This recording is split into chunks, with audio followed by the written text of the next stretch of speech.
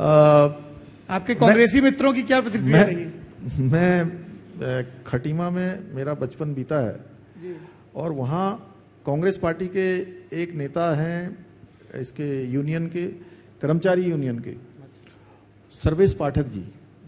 और मैंने देखा कि पिछले कई सालों से सर्वेश पाठक जी मुझे नहीं मिले हैं। एक दिन मैं अभी बीच में गया था, आज से लगभग 2 महीने पहले, तो सर्वेश पाठक जी मुझे मिलने आए और मैं, जैसा मेरा पहले से रहता है कि मैंने कहा, अरे भाई साहब पाठक जी आप कैसे आए?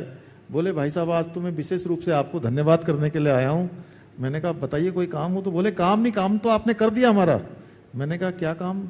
आपने तो मुझे कोई काम नहीं बताया था। तो बोले कि आप जो ये नकल का अध्यादेश लेकर आए हैं, मेरी बेटी आपकी भतीजी जो है वो मत्स्य विभाग का उसने एग्जाम दिया था और वो पास हो गई। कई सालों से तैयारी कर रही थी, पास नहीं हो रही थी और उसने अपना वीडियो भी जारी किया है। तो इस प्रकार के एक नहीं कई सारे इंसिडेंट हैं। एक अभी चमोली जिले का है, टिहरी का है और भी आज कपकोट क्षेत्र से भी मुझे फोन आया कि कपकोट क्षेत्र से भी एक बच्चा 3 परीक्षाओं में एक साथ जो है निकल गया है। तो ऐसे सैकड़ों बच्चे ऐसे हैं जो एक परीक्षा में 3 में निकल रहे हैं। तब उस समय मुझे लग रहा था कि हमने ये निर्णय तो लिया है कि ये नकल अध्यादेश हम लागू कर रहे हैं, इसका कितना व्यापक असर होगा ये उस समय में ध्यान में उतना नहीं था।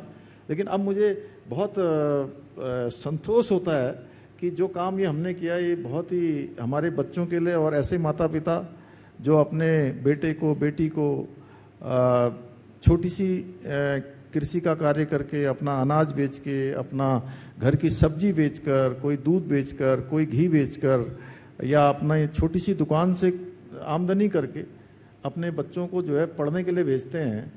और वो बच्चों के साथ इस प्रकार का जो काम हो रहा था, यानी धोखा हो रहा था उनके साथ, सरासर उनके साथ एक अन्याय हो रहा था, उन बच्चों को आज न्याय मिलने लगा है। तो मैं समझता हूँ कि ये हमारे लिए जीवन की बहुत मैं कहूँ कि एक ऐसा कार्य है जिसके कारण से मैं कह सकता हूँ कि ईश्वर ने हर किसी मनुष्य को किसी न किसी प्रयोजन के लिए भेजा होता है। मुझे लगता है कि भगवान ने ये प्रयोजन हम लोगों के हिस्से में लिखा होगा।